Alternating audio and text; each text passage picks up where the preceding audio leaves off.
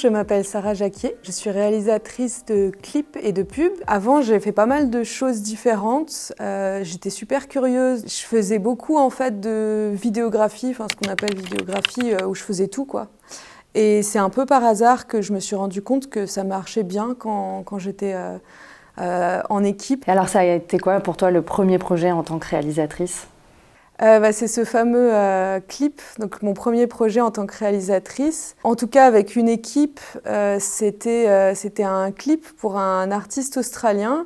On était une toute petite équipe et mon pote chef opérateur m'a proposé de co-réaliser.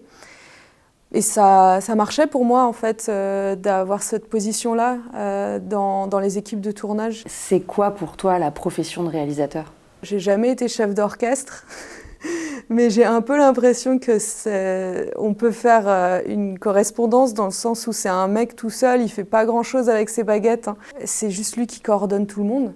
Pour moi, c'est ça. Après, il y a évidemment tout le côté conception du projet et réflexion, de trouver comment faire pour créer une harmonie et une direction claire.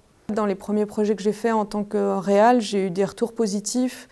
Autant sur le résultat, mais aussi sur la façon dont ça se passait sur les plateaux. Pour moi, c'est hyper important d'avoir un espace safe, un espace sain, un espace où tout le monde se sent bien. C'est aussi comme ça, je pense qu'on fait des projets intéressants. Qu'est-ce que tu donnerais comme conseil à ceux qui ont envie de devenir réalisateurs ?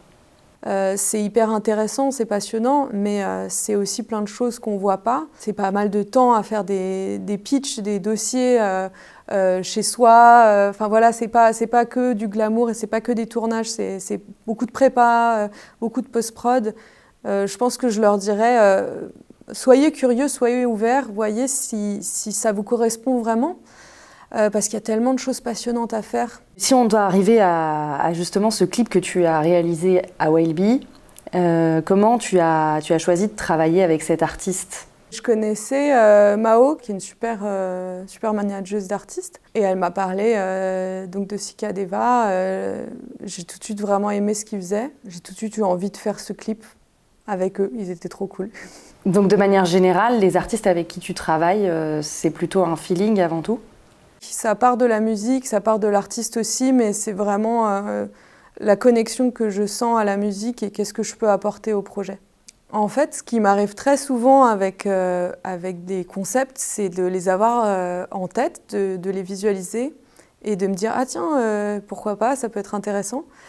Et là, c'était vraiment le cas, c'est-à-dire que concrètement, on n'avait vraiment pas beaucoup de budget. Moi, je crois que c'était mon premier projet quand je suis rentrée à Paris. Donc, il fallait trouver quelque chose de simple, d'efficace, qui tienne dans une économie vraiment réduite. J'ai pensé à cette idée de mettre des bandeaux de couleurs. C'était une idée vraiment très simple, mais finalement que j'avais jamais vue. Et je me suis dit, bah tiens, si les bandeaux sont transparents, on peut peut-être faire des effets. Et ça a plu à l'artiste et on s'est lancé là-dessus. Qu'est-ce que tu as voulu transmettre par ce jeu de la caméra ? Ça dépend, il y a des fois où c'est très réfléchi, où la caméra, la position de la caméra dans l'espace est vraiment très réfléchie. Là, il y avait quelque chose, je pense, dans la façon dont il rappe, il y a quelque chose de très énergétique, spontané. Je sentais que ça fonctionnait bien avec cet affrontement direct avec la caméra, quoi.